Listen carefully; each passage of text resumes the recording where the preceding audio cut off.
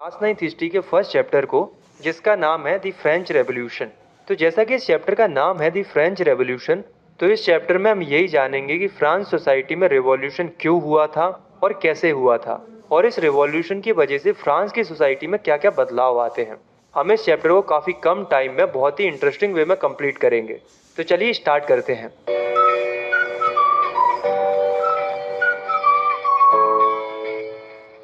हमारे चैप्टर की शुरुआत होती है 14 जुलाई 1789 से। ये जो डेट है उसे हमारी हिस्ट्री में काफ़ी इंपॉर्टेंट डेट माना जाता है। क्यों माना जाता है? क्योंकि यही वो डेट है जहाँ से फ्रांस रेवोल्यूशन की शुरुआत हुई थी। इस डेट को क्या होता है, फ्रांस के एक शहर पेरिस के अंदर कई सारे लोग सड़कों पर उतर आते हैं। इन हजारों लोगों को देखकर वहाँ का जो राजा था वो अपनी ट्रूप्स को ऑर्डर देता है कि जाओ और इन लोगों को टैकल करो। तो जब लोग इन ट्रूप्स को देखते हैं तो लोगों के बीच में र्यूमर्स फैलने लगते हैं, मतलब अफवाह फैलने लगती है। ये अफवाह फैलने लगती है कि राजा उनके ऊपर ओपन फायर करने का आदेश देने वाला है। ये सब सुनकर वहाँ के लोग घबरा जाते हैं। तो घबराहट में आकर ये सभी लोग टाउन हॉल के सामने इकट्ठे हो जाते हैं। ये लोग काफ़ी ज़्यादा डरे हुए थे ओपन फायरिंग के रूमर्स से। तो ये लोग डिसाइड करते हैं कि ऐसे मरने से अच्छा है कि क्यों ना लड़के मरा जाए। तो ये सारे लोग गवर्नमेंट बिल्डिंग्स में घुस जाते हैं, ये उम्मीद में कि वहाँ उन्हें कई सारे वेपन्स मिल जाएंगे जिनकी मदद से वो अपने आप को प्रोटेक्ट कर सकते हैं। लाखों लोग इन्हीं वेपन्स की सर्च में बास्टिल जेल में घुस जाते हैं। देखते ही देखते सिचुएशन आउट ऑफ कंट्रोल हो जाती है और वे लोग उस जेल के कमांडर को ही मार देते हैं। इसके बाद ये लोग उस जेल में मौजूद जितने भी कैदी थे उन सबको आज़ाद कर देते हैं। दोस्तों, पेरिस के जो लोग थे ना, वो इस बेस्टिल प्रिजन से काफ़ी ज़्यादा नफरत करते थे। क्यों करते थे? क्योंकि ये जेल किंग के अनजस्टिस और डेविल रूल्स को दर्शाती थी। मतलब राजा इस जेल के माध्यम से लोगों के ऊपर काफ़ी ज़्यादा अत्याचार करता था, इसलिए लोग इस जेल से काफ़ी ज़्यादा नाराज थे। तो वो लोग क्या करते हैं, गुस्से में इस बास्टिल जेल को भी तोड़ देते हैं। जो नॉर्मल लोग थे उन्होंने इस स्टेप को एक अचीवमेंट के रूप में देखा, क्योंकि ये स्टेप किंग के अगेंस्ट में उठाया गया एक बड़ा कदम था। लोगों ने इसलिए बास्टिल प्रिजन के जो टूटे हुए टुकड़े थे उन्हें बाजार में बेचा और कई सारे लोगों ने इन पीसीस को खरीदा भी, क्योंकि लोग इन पीसीस को एक अचीवमेंट के रूप में देख रहे थे। यहीं से एक बहुत बड़े रिवॉल्यूशन की शुरुआत होती है, जिसके बाद पेरिस और आसपास की कई सारी जगहों पर कई सारे दंगे और प्रोटेस्ट होने लगते हैं। लेकिन दोस्तों, ऐसा किसी ने नहीं सोचा था कि ये प्रोटेस्ट इतना बढ़ जाएगा कि लोग आगे जाकर अपने राजा को ही मार देंगे। तो क्या थी पूरी कहानी, ये सब क्यों देखने को मिल रहा था? आइए शुरू से शुरू करते हैं और जानते हैं कि क्या था फ्रेंच रेवोल्यूशन। फर्स्ट टॉपिक है हमारा French society during the 18th century, year 1774। ये वो साल थी जब फ्रांस में एक नया किंग बनता है जिसका नाम था लुइस 16। ये राजा इस समय केवल 20 साल का था, जो कि बर्बन फैमिली से बिलोंग करता था। लुइस 16 की शादी ऑस्ट्रिया की प्रिंसेस मैरी एंटोनिएट के साथ हुई थी। ये किंग बाकी राजाओं की तरह एक बहुत ही ग्रैंड और खूबसूरत पैलेस में रहता था, जिसका नाम था वर्साई पैलेस। क्योंकि ये पैलेस बहुत बड़ा और लग्जरी था, इसलिए इस पैलेस का खर्चा बहुत ज़्यादा था। दोस्तों, जब लुइस 16 राजा बना था तो किंगडम का ट्रेजर यानी कि पैसा लगभग खत्म हो चुका था। क्यों खत्म हो चुका था? तो इसके पीछे कई रीजंस थे। पहला रीजन तो वर्साइल पैलेस ही था, क्योंकि उसको मैनेज करने में बहुत खर्चा होता था। और दूसरा रीजन था लंबे टाइम से चल रही वॉर्स। लुइस 16 ने क्या किया था, 13 अमेरिकन कॉलोनीज को ब्रिटेन से आज़ाद कराने में मदद की थी, क्योंकि ब्रिटेन उन 13 अमेरिकन कॉलोनीज के ऊपर अपना कब्जा किए हुए था। अब आप खुद सोचो कि राजा इतने वॉर लड़ेगा तो पैसा तो खर्च होगा ही, ऊपर से राजा कर्जे में भी आ जाता है। राजा के ऊपर 2 बिलियन लीवर का कर्ज तो पहले से ही था, लेकिन वॉर की वजह से कर्ज बढ़कर 3 बिलियन लीवर हो जाता है। लीवर उस समय की फ्रांस की करेंसी हुआ करती थी। राजा के ऊपर इतना कर्ज होना कोई छोटी बात नहीं थी। ऊपर से जिन लोगों ने राजा को लोन दिया था, अब वे लोग राजा से 10% इंटरेस्ट की मांग कर रहे थे। तो अब आप खुद सोचो कि राजा बेचारा करे तो करे क्या। राजा के ऊपर लोन का प्रेशर, ऊपर से उसके ऊपर इंटरेस्ट का प्रेशर, इनके अलावा आर्मी का खर्च, ऑफिसेस, यूनिवर्सिटीज, कोर्ट्स, इन सब की रिस्पॉन्सिबिलिटी राजा के सर पर ही थी। इसलिए राजा ने मजबूरी में आकर जनता के ऊपर टैक्स बढ़ा दिया। अब दोस्तों, क्या लगता है आपको कि ऐसा करने से राजा की समस्या सॉल्व हो गई थी? नहीं, बल्कि ऐसा करने से राजा की समस्या और ज़्यादा बढ़ गई थी। देखो क्या था, 18th सेंचुरी में फ्रांस सोसाइटी 3 स्टेट्स में बटी हुई थी। मतलब सिंपली फ्रांस के लोग 3 हिस्सों में बटे हुए थे। सबसे ऊपर यानी कि फर्स्ट स्टेट में आते थे क्लर्जी। क्लर्जी वो लोग होते थे जो चर्च की रिचुअल और रिलीजियस सेरेमनी परफॉर्म करते थे, जिन्हें हम अपनी भाषा में पुजारी भी कह सकते हैं। सेकेंड स्टेट में आते थे नोबेलिटी। नोबेलिटी मतलब ऐसे लोग जो रॉयल फैमिली से बिलोंग करते थे, मतलब राजा और राजा के सगे संबंधी लोग, यानी कि राजा का परिवार हो गया और उसके रिलेशन वाले लोग इसी स्टेट में आते थे।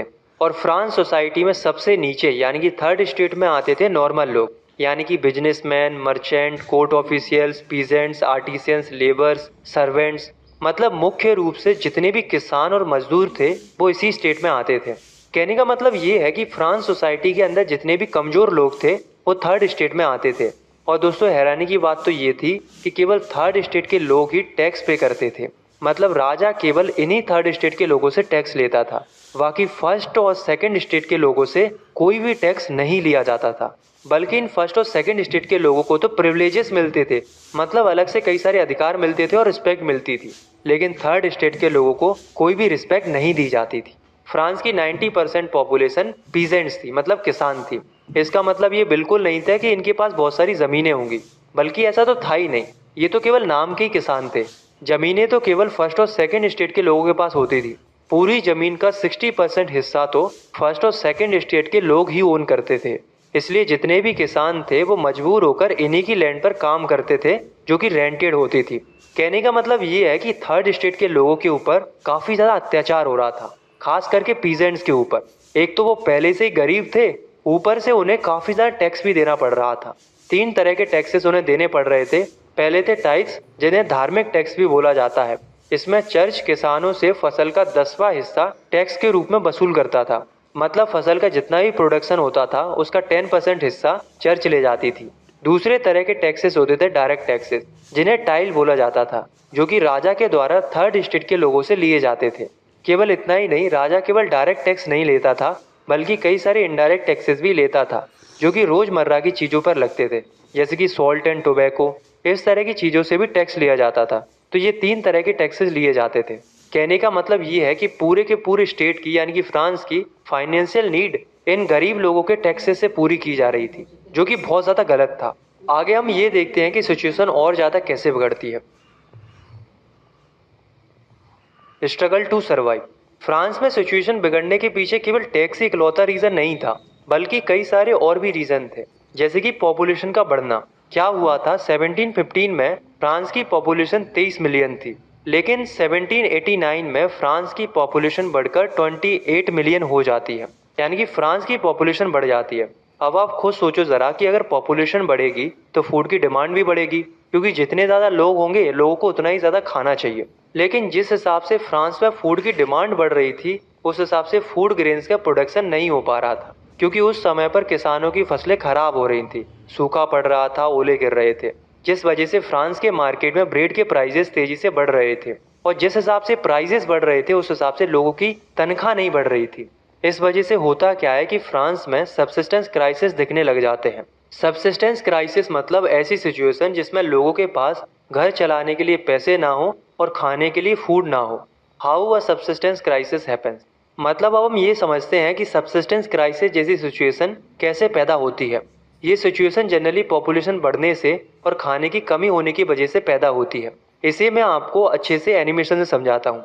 क्या होता है, जब हार्वेस्ट अच्छी नहीं होती है तो मार्केट में ग्रेन्स की कमी हो जाती है, जिससे ग्रेन्स के प्राइजेस बढ़ जाते हैं। और जाहिर सी बात है, जब प्राइजेस बढ़ जाएंगे तो जो गरीब लोग हैं वो इन्हें नहीं खरीद पाएंगे। तो ऐसे में 2 पॉसिबिलिटीज़ देखने को मिलेंगी। पहली कि खाना ना मिलने की वजह से उनकी हेल्थ वीक हो जाएगी और कई सारे लोग बीमारियों के चलते मारे जाएंगे। और दूसरा ये कि खाना ना होने की वजह से रॉयट्स भी देखने को मिल सकते हैं, यानी कि खाने को लेकर दंगे भी देखने को मिल सकते हैं, जिससे भी कई सारे लोगों की जानें जा सकती हैं। तो ऐसी सिचुएशन को ही हम सब्सिस्टेंस क्राइसिस बोलते हैं। और यही सिचुएशन उस समय पर फ्रांस में देखने को मिल रही थी। आया समझ में? A growing middle class envisages an end to privileges। अब दोस्तों आप लोग सोच रहे होंगे कि जब इन लोगों को समस्या देखने को मिल रही थी तो क्या इन लोगों ने समस्या के अगेंस्ट में आवाज नहीं उठाई? तो ऐसा नहीं है दोस्तों, बल्कि इन्होंने आवाज उठाई। पास्ट में कई सारे पीजेंट्स और वर्कर्स ने इन बढ़ते हुए टैक्सेस और फूड सिक्योरिटी के अगेंस्ट में कई सारे रिवॉल्ट्स किए थे, पर उनके रिवॉल्ट सक्सेसफुल नहीं हो पाए थे। मतलब वो अपनी आवाज को इतने ऊपर तक नहीं ले जा पाए थे कि वो सोसाइटी में कुछ सोशल और इकोनॉमिकल चेंजेस ला पाए। इसके पीछे भी कुछ कारण थे, जैसे कि पहला कारण था कि ये लोग काफी ज्यादा गरीब थे, मतलब इतने ज्यादा प्रॉस्पर नहीं थे कि ये लोग अपने हक की लड़ाई लड़ पाए। और दूसरा, ये लोग एजुकेटेड भी नहीं थे। लेकिन दोस्तों जैसे जैसे समय निकला तो इन्हीं लोगों में से एक नया ग्रुप उभर के सामने आया, जिनको बोला गया मिडिल क्लास। ये कोई अलग से नए लोग नहीं थे, बल्कि ये थर्ड स्टेट के ही लोग थे। पर खास बात ये थी कि ये लोग थोड़े प्रॉस्पर हो गए थे, मतलब फाइनेंशियली थोड़े स्ट्रांग हो गए थे। स्ट्रांग इसलिए हो गए थे क्योंकि ये वुलन और सिल्क टेक्सटाइल को मैन्युफैक्चर करते थे, जिन्हें वे रिच लोगों को बेचते थे और पैसे कमाते थे। इसलिए इन लोगों के पास थोड़ा बहुत पैसा आ गया था। ऊपर से ये लोग एजुकेटेड भी हो गए थे, इसलिए इन लोगों को ये समझ में आने लगा था कि सोसाइटी कैसी होनी चाहिए, क्या सही है क्या गलत है। तो इन्हें अलग अलग आइडियाज आने लगे थे। तो ये जो नई मिडिल क्लास उभर रही थी, उनका मानना ये था कि जितने भी लोग हैं उनको सेम राइट्स मिलना चाहिए। किसी भी ग्रुप को बाय बर्थ प्रिविलेजेस नहीं मिलने चाहिए, मतलब जन्मजात अधिकार नहीं मिलना चाहिए। किसी व्यक्ति क्या सोशल पोजीशन होगी ये उसके जन्म पर नहीं बल्कि उस व्यक्ति में क्या काबिलियत है उस आधार पर तय होना चाहिए। मतलब ऐसा नहीं होना चाहिए कि अगर कोई क्लर्जी और नोबिलिटी फैमिली में पैदा हुआ है तो उन्हें बहुत कुछ प्रिविलेजेस मिले, और जो गरीब घर में पैदा हुआ है उसे बिल्कुल भी प्रिविलेजेस ना मिले। इस तरह का भेदभाव सोसाइटी में नहीं होना चाहिए। ये मिडिल क्लास लोगों की थिंकिंग इस तरीके से डेवलप हो रही थी। साफ साफ शब्दों में कहा जाए तो ये लोग ऐसी सोसाइटी चाहते थे जिसमें सभी लोगों के लिए फ्रीडम हो, इक्वल लॉज हो और सबको बराबर अपॉर्चुनिटीज़ मिले। मिडिल क्लास लोगों की इसी थिंकिंग को कई सारे बड़े बड़े फिलोसोफर ने भी सपोर्ट किया था, जैसे कि जॉन लॉक अपनी book two treatise of government में किंग के एब्सोल्यूट राइट्स के अगेंस्ट में ऑब्जेक्शन उठाते हैं। उनका कहना यह था कि सारे राइट्स राजा के पास नहीं होने चाहिए। रूसो ने भी इसी आइडिया को सपोर्ट करते हुए एक ऐसी गवर्नमेंट की मांग की जिसमें लोगों के द्वारा चुने गए रिप्रेजेंटेटिव्स को भी इंक्लूड किया जाना चाहिए, ताकि आम जनता की डिमांड्स भी पूरी हो सके। इसी तरीके से मॉन्टेस्क्यू ने भी अपनी book the spirit of the laws में बताया कि एक ऐसी गवर्नमेंट होनी चाहिए जिसमें पावर केवल राजा के पास नहीं हो बल्कि पावर को अलग अलग हिस्सों में डिवाइड किया गया हो, जैसे कि एग्जीक्यूटिव, लेजिस्लेटिव, जुडिशरी, और सबके अपने अपने काम हो। किसी एक व्यक्ति के पास पूरी पावर नहीं होनी चाहिए। धीरे धीरे इन सभी फिलोसफर्स के जो आइडियाज़ थे वो अलग अलग जगहों पर डिस्कस होने लगते हैं, जैसे कि सैलून्स में, कॉफ़ी हाउसेस में, और तो और बुक्स और न्यूज़पेपर्स के माध्यम से भी ये आइडियाज़ अलग अलग लोगों तक पहुंच रहे थे। जिन लोगों को पढ़ना लिखना नहीं आता था उन लोगों को ये आर्टिकल्स पढ़ पढ़ के सुनाए जा रहे थे। तो ये सब बात सुनकर लोग राजा से काफ़ी ज़्यादा गुस्सा थे। इसी बीच राजा के टैक्स बढ़ने की न्यूज़ भी सामने आती है। तो देख रहे हो, कहानी अब वहीं जुड़ रही है, जिससे लोगों का गुस्सा और ज़्यादा बढ़ गया था। तो अभी तक हमने रिवॉल्यूशन के पहले की सिचुएशन देखी, पहले की सारी कहानी देखी कि क्या क्या सिचुएशन चल रही थी। अब हम रिवॉल्यूशन के बारे में पढ़ते हैं। सेकेंड टॉपिक है हमारा आउटब्रेक ऑफ रिवॉल्यूशन। तो यहाँ तक हमें ये तो पता है कि किंग ने टैक्स बढ़ा दिया था। अब ये टैक्स बढ़ाने के पीछे क्या रीज़न था ये हम इससे पहले वाले टॉपिक में पढ़ चुके हैं। लेकिन दोस्तों, क्या आपको पता है कि फ्रांस का किंग लुई 16 अकेला टैक्स नहीं बढ़ा सकता था, बल्कि फ्रांस की ओल्ड रिजीम के हिसाब से राजा अपनी मर्जी से टैक्स नहीं बढ़ा सकता था। अगर राजा को टैक्स बढ़ाना होता था तो उसे एक स्टेट जनरल की मीटिंग रखनी पड़ती थी। अगर उस स्टेट जनरल की मीटिंग में टैक्स बढ़ाने का प्रपोजल पास होता है तभी राजा जो है टैक्स बढ़ा सकता था। अब ये स्टेट जनरल क्या है? तो स्टेट जनरल एक पॉलिटिकल बॉडी होती थी जिसमें तीनों स्टेट्स के लोग अपने अपने रिप्रेजेंटेटिव्स भेजते थे, और जो भी डिसीजन लिया जाता था वो तीनों स्टेट्स के लोगों के द्वारा ही लिया जाता था। किंग के पास एडवांटेज ये था कि वो जब चाहे तब इस मीटिंग को ऑर्गेनाइज कर सकता था। तो किंग ने ये मीटिंग लास्ट टाइम 1614 में ऑर्गेनाइज की थी, लेकिन इस बार उसने टैक्स बढ़ाने के प्रपोजल के लिए ये मीटिंग फिर से ऑर्गेनाइज की, जो कि ऑर्गेनाइज की थी 5 मई 1789 में वर्साय पैलेस के हॉल में। तो इस मीटिंग में तीनों स्टेट के लोग आए थे। 300 रिप्रेजेंटेटिव आए थे फर्स्ट और सेकंड स्टेट से, और थर्ड स्टेट से आए थे 600 रिप्रेजेंटेटिव्स। ये जो 600 रिप्रेजेंटेटिव्स थे वो थर्ड स्टेट के एजुकेटेड और प्रॉस्पर मेंबर्स थे। असेंबली में पीजेंट्स, आर्टिसियंस और वुमेन्स का आना भले ही बना था, लेकिन इन लोगों ने अपनी शिकायतें लेटर्स में लिखकर अपने रिप्रेजेंटेटिव्स के साथ पहुंचाई थी, जिसमें करीब 40,000 लेटर थे। अब दोस्तों, सबसे बड़ी प्रॉब्लम पता है कहाँ थी? इस असेंबली में तीनों स्टेट के पास केवल अपना एक एक वोट होता था। इसका मतलब ये था कि इनके पास एक वोट था, इनके पास एक वोट था और इनके पास भी एक ही वोट था, और ये तीनों वोटों के आधार पर ही ये डिसीजन लिया जाता था कि टैक्स बढ़ाना है या नहीं बढ़ाना है। लेकिन इस बार ये बात थर्ड स्टेट के मेंबर्स को गलत लग रही थी। क्यों गलत लग रही थी? क्योंकि इस तरह से तो फर्स्ट और सेकंड स्टेट्स के जो मेंबर्स हैं वो तो यही वोट करते कि टैक्स बढ़ा दिया जाए, और वैसे भी फर्स्ट और सेकंड स्टेट वालों को तो टैक्स देना ही नहीं पड़ता था। तो ऐसे में इन्हें टैक्स बढ़ने से कोई फ़र्क नहीं पड़ने वाला था, क्योंकि आप खुद सोचो कि अगर हर एक स्टेट के पास एक ही वोट होगा तो पक्की बात है कि राजा के सपोर्ट में 2 वोट हो ही जाएंगे, क्योंकि क्लर्जी तो हमेशा से ही किंग के सपोर्टर थे। तो इस तरीके से तो वो टैक्स का प्रपोजल आसानी से पास कर सकते थे। इसलिए थर्ड स्टेट वाले लोग ये डिमांड कर रहे थे कि स्टेट की बजाय हर एक इंडिविजुअल से वोट लिया जाए, पर राजा ने उनकी ये शर्त नहीं मानी। ये सारे लोग नाराज होकर असेंबली से चले गए। इसके बाद 20 जून को ये थर्ड स्टेट के सभी मेंबर्स वर्साइल के एक टेनिस कोर्ट में इकट्ठे होते हैं और ये सभी मेंबर एक नए कॉन्स्टिट्यूशन बनाने की शपथ लेते हैं। मतलब ये कहते हैं कि अब हम एक नया कॉन्स्टिट्यूशन बनाएंगे जिससे राजा की पावर को कम किया जा सके। तो ये लोग अपने आप को एक नेशनल असेंबली डिक्लेयर कर देते हैं और ये लोग कसम खाते हैं कि जब तक वो फ्रांस के लोगों के लिए कॉन्स्टिट्यूशन ड्राफ्ट नहीं कर लेते तब तक वो चैन से नहीं बैठेंगे। इस असेंबली को लीड कर रहे थे मिराबियो और एबेसियस। खास बात पता है क्या थी कि मिराबियो एक नोबल फैमिली से बिलोंग करते थे, पर स्टिल वो थर्ड स्टेट के लोगों को सपोर्ट कर रहे थे। इसलिए सपोर्ट कर रहे थे क्योंकि उन्हें थर्ड स्टेट की प्रॉब्लम समझ आ रही थी। इन्होंने वर्साय में इकट्ठे हुए लोगों के लिए एक बहुत ही पावरफुल स्पीच दिया था ताकि लोग इंकरेज हो सके। इसी तरीके से जो एबेसियस थे वो भी एक प्रीस्ट फैमिली से बिलोंग करते थे, लेकिन फिर भी वे इन थर्ड स्टेट के लोगों के लिए लड़ रहे थे। जब नेशनल असेंबली बिजी थी कॉन्स्टिट्यूशन ड्राफ्ट करने में, तब वर्साय के बाहर की कंडीशन ठीक नहीं चल रही थी। बाहर की कंडीशन बिगड़ती जा रही थी। क्यों बिगड़ती जा रही थी? क्योंकि वेदर कंडीशन खराब होने के कारण लोगों की फसलें उस साल खराब हो गई थी, जिस वजह से ब्रेड ज़्यादा नहीं बन पा रहा था। उस समय पर फ्रांस में लोग डेली बेसिस पर ब्रेड ही खाते थे। अब चूंकि फसलें खराब हो गई थी तो ब्रेड के प्राइजेस भी मार्केट में बढ़ गए थे, तो लोग ब्रेड्स के लिए तरस रहे थे। ऊपर से जो बेकरी वाले थे ना, वो मौके का फ़ायदा उठाते थे।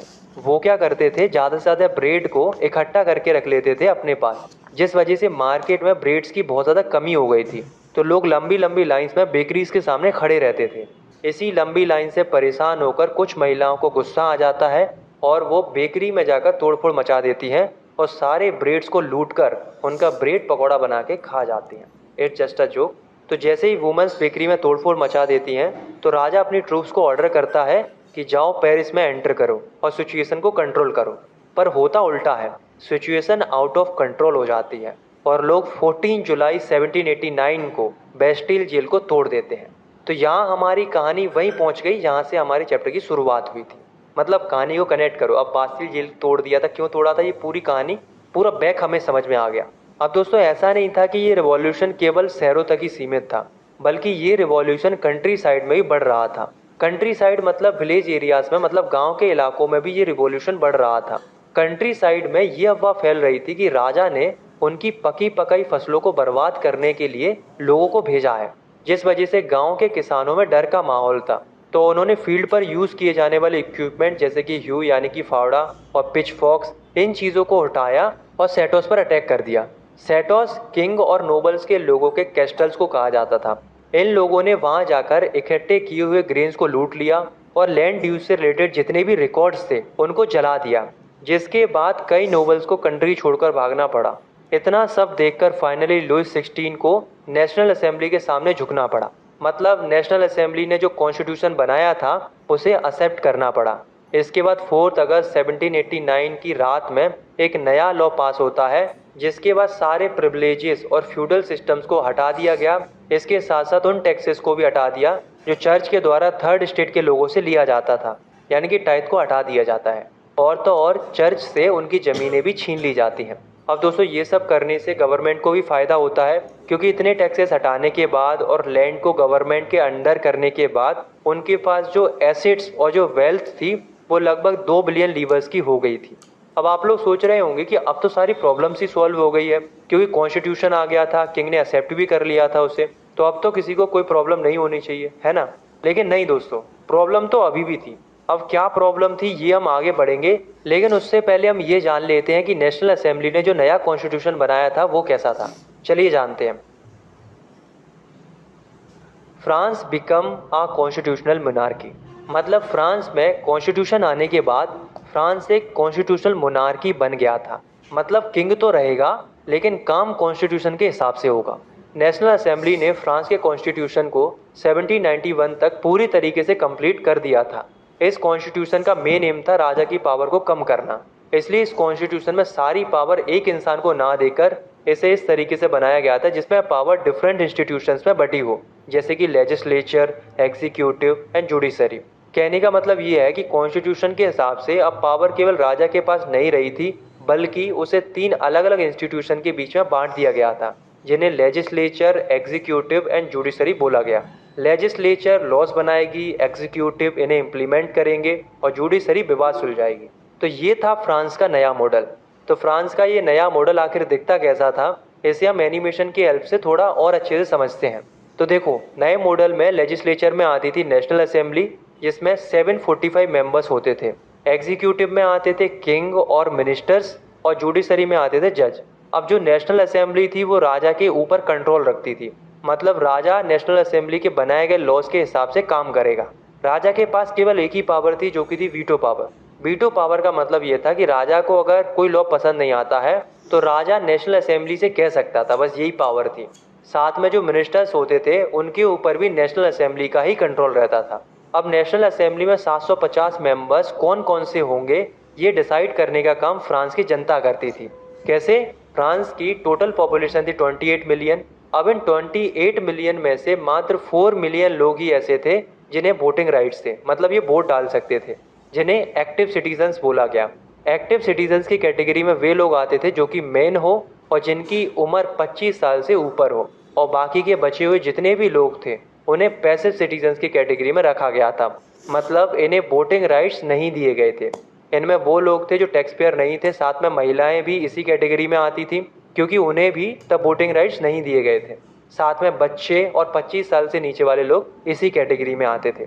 तो जो एक्टिव सिटीजन्स थे वे ही अपनी मर्जी से 50,000 मेंस को चुनते थे, जिन्हें इलेक्टर्स बोलते थे, और यही इलेक्टर्स नेशनल असेंबली के लिए 745 मेंबर्स को चुनते थे। तो इस तरीके से नेशनल असेंबली के मेंबर्स को चुना जाता था, और जो जज होते थे उन्हें एक्टिव सिटीजन्स डायरेक्टली चुनते थे। तो ये था फ्रांस का नया पॉलिटिकल सिस्टम, जो कि नए कॉन्स्टिट्यूशन के हिसाब से बना था। तो इस कॉन्स्टिट्यूशन के चलते लोगों को कई सारे राइट्स मिले, जैसे कि right to life, freedom of speech, freedom of opinion, equality before law. ये अधिकार लोगों को मिले from the beginning of constitution. Third topic है हमारा, France abolishes monarchy and becomes a republic. अब दोस्तों, भले ही फ्रांस में कॉन्स्टिट्यूशन आ गया था, लेकिन फिर भी कई सारे लोगों के बीच में टेंशन था, क्योंकि अभी भी सभी लोगों को वोटिंग राइट्स नहीं दिए गए थे। अभी भी लोग पूरी तरीके से खुश नहीं थे। ऊपर से जो किंग था यानी कि लुइस 16 था, वो भी खुश नहीं था, क्योंकि आप खुद सोचो ना कि कौन राजा चाहेगा कि उसकी पावर कम हो। इसलिए राजा क्या करता है, अपनी नेबरिंग कंट्रीज के साथ प्लान्स बनाने लगता है। वो ये सोचता है कि क्यों ना नेबरिंग कंट्रीज के साथ मिलकर नेशनल असेंबली को ही खत्म कर दिया जाए। इसके लिए लुइस 16 प्रूसिया और ऑस्ट्रिया के रूलर्स के साथ प्लानिंग करता है कि फ्रांस में ट्रूप्स भेजी जाए और नेशनल असेंबली के अगेंस्ट में वॉर कर दी जाए। प्रूसिया और ऑस्ट्रिया के जो रूलर थे वो इस बात के लिए इसलिए मान गए क्योंकि उन्हें भी ये डर था कि कहीं उनके देश में भी ऐसी हालत ना आ जाए। लेकिन दोस्तों, लुइस 16 या उसके आसपास के देश कुछ कर पाते उससे पहले ही नेशनल असेंबली खुद ही 1792 में प्रूसिया और ऑस्ट्रिया के अगेंस्ट में वॉर डिक्लेयर कर देती है। मतलब नेशनल असेंबली भी लाइक तुम क्या आओगे, हम ही आ जाते हैं। इस वॉर में नेशनल असेंबली इन दोनों स्टेट्स को हरा देती है। इस वॉर में कई सारे वॉलेंटियर्स ने आर्मी के रूप में पार्टिसिपेट किया था। इसलिए किया था क्योंकि लोग इस वॉर को एक नॉर्मल वॉर की तरह नहीं देख रहे थे, बल्कि वे इस वॉर को किंग्स और एरिस्टोक्रेसी के अगेंस्ट की लड़ाई समझ रहे थे। वे ये समझ रहे थे कि ये लड़ाई राजा और राजाशाही लोगों के खिलाफ की लड़ाई है। इसलिए आम लोग भी इस वॉर में बढ़ चढ़ के हिस्सा ले रहे थे। कई सारे लोग देशभक्ति गाने भी गा रहे थे लोगों को इंकरेज करने के लिए। इसी बीच एक सॉन्ग भी गाया गया था जिसका नाम था मर्सेलिस। ये सॉन्ग बाद में जाकर फ्रांस का नेशनल एंथम भी बनता है, और आज भी यही सॉन्ग फ्रांस का नेशनल एंथम है। तो ये जो रिवॉल्यूशनरी वॉर्स हुई थी उसका असर फ्रांस के ऊपर बहुत बुरा पड़ा था। अब भले ही फ्रांस ये वॉर जीत गया था, पर इन रिवॉल्यूशनरी वॉर्स की वजह से फ्रांस के ऊपर बहुत बुरा असर पड़ा था, क्योंकि वॉर की वजह से फ्रांस की वेल्थ पूरी तरीके से बर्बाद हो गई थी। फ्रांस के लोगों को अब इकोनॉमिक डिफिकल्टीज का सामना करना पड़ रहा था। भले ही फ्रांस वॉर जीत गया था, लेकिन उसका असर उनकी इकोनॉमी के ऊपर बहुत बुरा पड़ रहा था। अब दोस्तों, आप थोड़ा याद करो कि फ्रांस के कॉन्स्टिट्यूशन में हमने पढ़ा था कि जो वोटिंग राइट्स थे वो केवल वेल्थी लोगों के पास थे, मतलब ऐसे लोगों के पास थे जिनके पास टैक्स भरने का पैसा था। इसलिए कई लोगों को अभी भी यही लगता था कि नेशनल असेंबली का ये कॉन्स्टिट्यूशन है ना, वो अभी सही नहीं है। तो कई सारे लोगों ने क्या किया, अलग अलग पॉलिटिकल क्लब्स बनाए ताकि वे नए पॉलिटिकल आइडियाज़ को डिस्कस कर सकें। पॉलिटिकल क्लब्स मतलब ऐसे क्लब्स जहां अलग अलग लोग इकट्ठे होते थे और पॉलिटिकल इशूज़ के ऊपर डिस्कशन करते थे। तो इन पॉलिटिकल क्लब्स में से एक क्लब्स काफ़ी ज़्यादा सक्सेसफुल होता है जिसका नाम था जैकोबिन क्लब्स। फ्रांस में कई सारे क्लब्स वुमेन्स के द्वारा भी बनाए गए थे ताकि वे भी अपने ओपिनियंस और पॉलिटिकल पॉलिसीज़ को डिस्कस कर सकें। पर दोस्तों उस समय पर जो सबसे ज़्यादा पॉपुलर हो रहा था वो केवल एक ही क्लब था, जो कि था जैकोबिन्स क्लब। ये जो क्लब था वो less prosperous sections of society से बिलोंग करता था। मतलब इस क्लब के अंदर ज़्यादातर कमज़ोर लोग आते थे, जैसे कि पीजेंट्स, आर्टिसियंस, शू मेकर्स, पेस्ट्री मेकर्स और सर्वेंट्स। और इन सभी लोगों को लीड करता था मैक्समिलियन रॉबेस्पियर, जो कि इसी जैकोबिन क्लब्स को लीड करता था। इस क्लब के लोग अपने आप को बाकियों से अलग दिखाने के लिए स्ट्रिप ट्राउजर्स पहनते थे, मतलब इस तरीके की ड्रेस पहनते थे। इस तरह की ड्रेस पहनने की वजह से इन जैकोबिन क्लब्स वालों को सैनकुलर्स बोला जाता था। साथ में ये लोग रेड कैप भी पहनते थे, जो कि लिबर्टी को दर्शाती थी। पर अजीब बात ये थी कि इस रेड कैप को वुमेन्स को पहनना अलाउड नहीं था, क्योंकि उनके पास लिबर्टी थी ही नहीं। अब दोस्तों होता क्या है, 1792 की समर्स में कई सारे पेरिस के लोग गुस्सा थे फूड की शॉर्ट सप्लाई की वजह से और फूड की हाई प्राइजेस की वजह से। तो जो जैकोबिन क्लब्स के लोग थे वो क्या करते हैं, प्लान्स बनाते हैं, और ये प्लान बनाते हैं राजा के ऊपर हमला करने का। तो प्लान के हिसाब से ये सभी लोग 10 अगस्त को टुलेरीज के महल में घुस जाते हैं और किंग के गार्ड्स को मार देते हैं और किंग को कैद कर लेते हैं। इसके बाद असेंबली में वोटिंग की जाती है, जिसमें ये डिसीजन लिया जाता है कि किंग लुइस 16 और उसकी पूरी फैमिली को जेल में डाल दिया जाए। इसके बाद वही होता है जिसके लिए क्लब्स बनाए गए थे। फाइनली कॉन्स्टिट्यूशन में चेंजेस किए जाते हैं और सभी मेंस को वोटिंग राइट्स दे दिए जाते हैं, भले ही उसके पास बेल्ट हो या नहीं हो। साथ ही साथ वोट करने के लिए जो मिनिमम एज 25 थी उसे भी अब 21 कर दी जाती है। और 21 सितंबर 1792 को फ्रांस में से मोनार्की को पूरी तरीके से हटा दिया जाता है और फ्रांस को एक रिपब्लिक नेशन डिक्लेयर कर दिया जाता है। मतलब अब फ्रांस एक रिपब्लिक नेशन बन चुका था, जहां लोग वोट कर सकते थे और अपने लीडर्स को चुन सकते थे। बाद में 21 जनवरी 1793 को प्लेस डी ला कॉन्कार्ड में लुइस 16 को देशद्रोह के आरोप में पब्लिकली एग्जीक्यूटेड कर दिया जाता है, मतलब मार दिया जाता है। इसके बाद लुइस 16 की वाइफ मैरी एंटोनिएट के साथ भी यही किया जाता है। अब दोस्तों ना तो लुइस 16 बचा था और ना ही अब नेशनल असेंबली बची थी। तो अब आप ही बताओ कि अब आगे गवर्नमेंट किसने संभाली होगी। तो गवर्नमेंट उसी ने संभाली जिसकी लीडरशिप में जैकोबिन्स क्लब था, यानी कि मैक्समिलियन रॉबेस्पियर ने। तो आइए अब हम ये देखते हैं कि मैक्समिलियन रॉबेस्पियर अब आगे क्या करता है। The reign of terror. दोस्तों 1793 से लेकर 1794 का जो पीरियड था उसे रीजन ऑफ टेरर बोला गया है, मतलब आतंक का शासन बोला गया है। क्यों बोला गया है? क्योंकि जो मैक्समिलियन रॉबेस्पियर था उसकी पॉलिसीज बहुत ज़्यादा स्ट्रिक्ट और डोमिनेटिंग थी। रॉबेस्पियर सबको अपने कंट्रोल में रखना चाहता था, इसलिए रॉबेस्पियर क्या करता था कि अगर उसे किसी भी पर्सन पर ज़रा भी डाउट होता था या वो उसके अगेंस्ट जा सकता था तो रॉबेस्पियर उसको सीधा जेल में डलवा देता था। चाहे वो एक्स नोबल्स हो, चाहे वो दूसरी पार्टी का मेंबर हो, चाहे वो क्लर्जी हो, चाहे वो उसकी खुद की ही पार्टी का मेंबर ही क्यों ना हो। अगर उसे ऐसा लगता था कि वो उसके अगेंस्ट जा सकता है तो वो उसे सीधा अरेस्ट करवा देता था और फिर कोर्ट में केस लड़ा जाता था। अगर वो व्यक्ति गिल्टी पाया जाता था तो उसे सीधा गुलोटीन कर दिया जाता था। गुलेटिन एक डिवाइस होता था जिसे उस समय पर फ्रांस के अपराधियों को सजा देने के लिए इस्तेमाल किया जाता था। इसमें 2 पोल होते थे और बीच में एक ब्लेड होता था जिससे उस क्रिमिनल को बी हेडेड कर दिया जाता था, मतलब बॉडी से सर को अलग कर दिया जाता था। मतलब बड़ा ही खतरनाक सा डिवाइस था। इस डिवाइस को गुलेटिन इसलिए कहा जाता था क्योंकि इसको डॉक्टर गुलेटिन ने इन्वेंट किया था। दूसरी ओर रॉबेस्पियर की गवर्नमेंट क्या करती है, चीज़ों के प्राइसेस फिक्स कर देती है, क्योंकि रॉबेस्पियर इक्वलिटी लाना चाहता था। चीज़ों के प्राइसेस फिक्स होने की वजह से अब मार्केट में जो भी चीज़ बेची जाएगी उन्हें फिक्स रेट पर ही बेचा जाएगा और कोई भी सेलर जो फिक्स की गई रेट है उससे ज़्यादा रेट पर नहीं बेच सकता था। इस वजह से क्या होता है कि जो फार्मर्स और पीजेंट्स थे उन्हें भी अपनी क्रॉप्स को इन्हीं फिक्स्ड प्राइसेस पर सेल करनी पड़ रही थी, जिससे किसानों को काफ़ी ज़्यादा लॉस हो रहा था।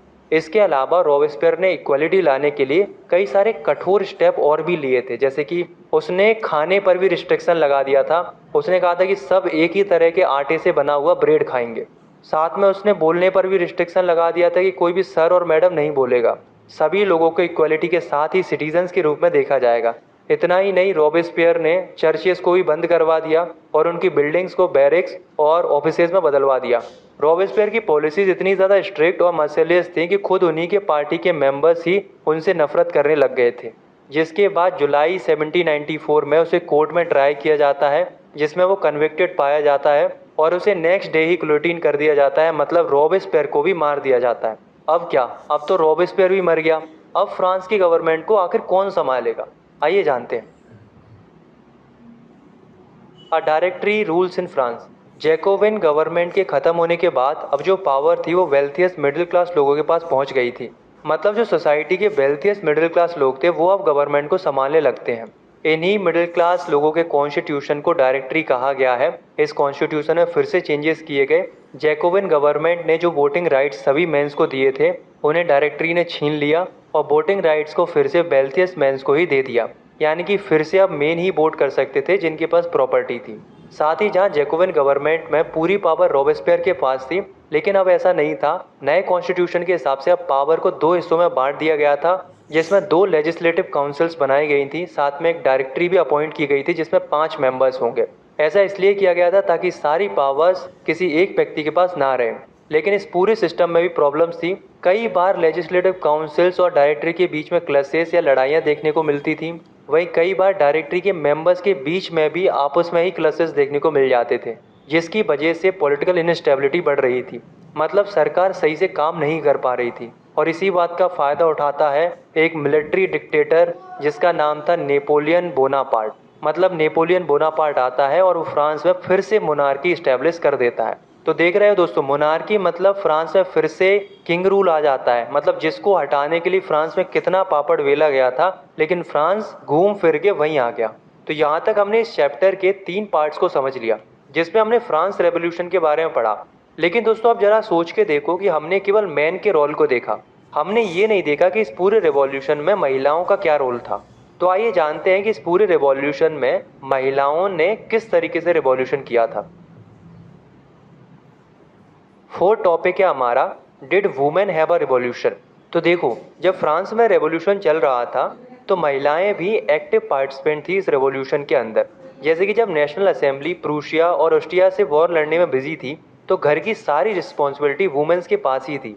थर्ड स्टेट की कई वुमेन्स जॉब करके अपनी फैमिली को संभालती थी, जैसे कि फ्लावर बेचना, वेजिटेबल्स बेचना, सिलाई करना, कपड़े धोना। ये सब काम करके महिलाएं अपना घर चलाती थी। पर दोस्तों प्रॉब्लम पता है कहाँ थी? उस समय पर महिलाओं को इतना इम्पोर्टेंस नहीं मिलता था। जैसे कि उस समय पर कई सारी वुमेन्स पढ़ लिख नहीं पाती थी क्योंकि उनके पास पैसे नहीं होते थे। थर्ड स्टेट के जो अमीर लोग होते थे या नोबल्स होते थे वो ही अपनी डॉटर्स को कन्वेंट में पढ़ने के लिए भेज पाते थे क्योंकि उनके पास पैसा होता था। उसके बाद उनकी शादी कर दी जाती थी जहाँ उन्हें अपनी फैमिली का ख्याल रखना पड़ता था। साथ ही खाना बनाना, पानी भरना, बच्चे पालना, यहीं तक महिलाओं का जीवन सीमित था। महिलाएं जो काम करती थी ना उसमें भी उनके साथ नाइंसाफ़ी होती थी। उन्हें हमेशा मेन से कम पैसा ही मिलता था, भले वो सेम काम ही क्यों ना कर रही हूँ। तो महिलाओं ने सोचा कि हमें भी कुछ ना कुछ करना पड़ेगा, हमें भी अपने हक की लड़ाई लड़नी पड़ेगी। जब लोग डिस्कस करने के लिए अलग अलग पॉलिटिकल क्लब्स बना रहे थे तो उस समय पर महिलाओं ने भी कई क्लब्स बनाए थे। लगभग 60 क्लब्स बनाए थे ताकि वे भी अपनी प्रॉब्लम्स को डिस्कस कर सकें और अपनी आवाज़ उठा सकें। तो जब जैकोबिन क्लब फेमस हो रहा था तो उस समय पर महिलाओं के भी 2 क्लब काफ़ी ज़्यादा फेमस हो रहे थे, जो कि थे the society of revolutionary and Republican women. ये उस समय के 2 फेमस क्लब थे जो कि स्पेशली वुमेन्स के थे। ये क्लब्स बनाने के पीछे महिलाओं की मेन डिमांड्स ये थी कि उन्हें भी सेम पॉलिटिकल राइट्स मिलने चाहिए जैसे मेंस को मिलते हैं।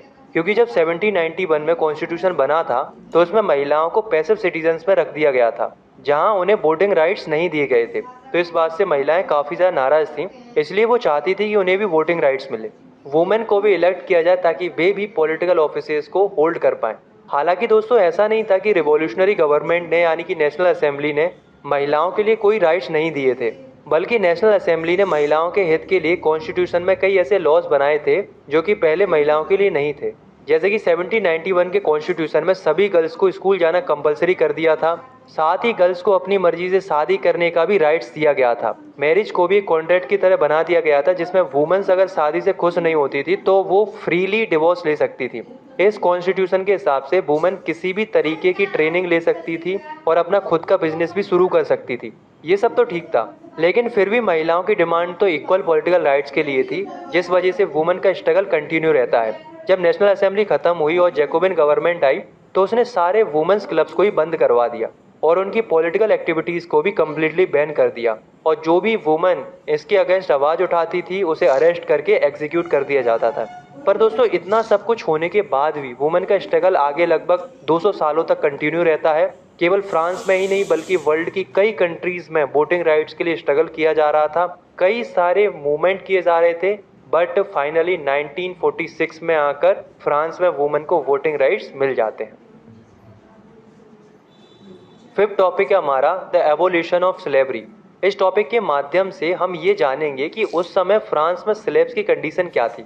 साथ ही हम ये पढ़ेंगे कि स्लेवरी को फ्रांस से कैसे हटाया गया। सबसे पहले तो हम ये जानते हैं कि ये स्लेवरी क्या होती है। तो स्लेवरी मतलब किसी को स्लेव या नौकर बना के रखना, इसी को स्लेवरी बोला जाता है। दोस्तों पुराने समय में फ्रांस में स्लेवरी काफ़ी ज़्यादा थी, मतलब लोगों को ज़बरदस्ती नौकर बना के उससे काम कराया जाता था। देखो क्या था, कैरिबियन आइलैंड में ऐसी कई कॉलोनीज थी जिन पर फ्रांस कब्जा किए हुए था, जैसे कि मार्टिनिक, गोंडेलूप, सेंट डोमिंगो। इन जगहों पर फ्रांस का ही कब्जा था। इन जगहों पर सबसे ज़्यादा टोबैको, इंडिगो, शुगर, कॉफ़ी, इन सब का कल्टीवेशन किया जाता था। अब दोस्तों इन कॉलोनीज में काम करने के लिए यूरोपियंस तो तैयार नहीं होते थे, क्योंकि उन्हें वहाँ का वेदर सूट नहीं करता था। साथ ही वो अपनी कंट्री को छोड़कर किसी फॉरेन लैंड में काम करने के लिए जाना नहीं चाहते थे। इसलिए इन कॉलोनीज में स्लेव से काम कराया जाता था और यहीं से स्लेव ट्रेड की शुरुआत हुई थी। ये स्लेव ट्रेड यूरोप, अफ्रीका और अमेरिका के बीच की जाती थी, जिसे ट्रायंगुलर स्लेव ट्रेड भी कहा जाता है, क्योंकि अगर आप मैप में इन तीनों जगहों को ध्यान से देखोगे तो ये एक ट्रायंगल फॉर्म करती है।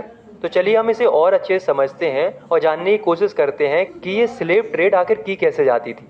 तो जो फ्रांस मर्चेंट थे वो पहले यूरोप के बॉर्डर्स और 90s कोस्ट से अफ्रीकन कोस्ट तक जाते थे, जहाँ से वो ऐसे लोगों को खरीदते थे जिन्हें स्लेव बनाया जा सके।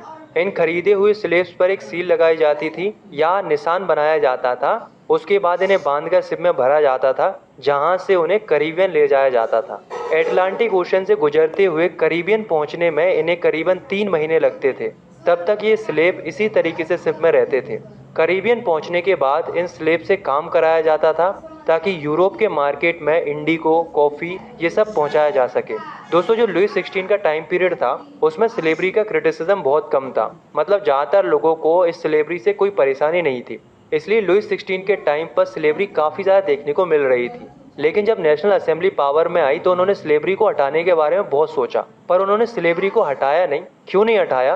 क्योंकि थर्ड स्टेट के जो प्रॉस्परस लोग थे वो इन्हीं स्लेवरीज के जरिए ही पैसा कमाते थे। आखिर में जब 1794 में जैकोबिन गवर्नमेंट पावर में आई तो जैकोबिन गवर्नमेंट ने इस स्लेवरी को पूरी तरीके से बैन कर दिया और जितने भी स्लेव्स फ्रांस की कॉलोनीज में काम कर रहे थे उन्हें भी आज़ाद कर दिया। पर दोस्तों ये ज़्यादा टाइम तक नहीं चलता है, क्योंकि जैकोबिन गवर्नमेंट के हटने के बाद नेपोलियन जब पावर में आता है तो वो स्लेवरी को री इंट्रोड्यूस कर देता है। मतलब नेपोलियन के टाइम पीरियड में फिर से स्लेवरी आ जाती है। लेकिन दोस्तों कई सालों के स्ट्रगल के बाद फाइनली 1848 में फ्रांस कॉलोनीज से स्लेवरी पूरी तरीके से अबोलिश कर दी जाती है। तो ये थी स्लेवरी की पूरी कहानी। इस टॉपिक में हमने जाना कि फ्रांस में स्लेवरी कैसे अबोलिश हुई।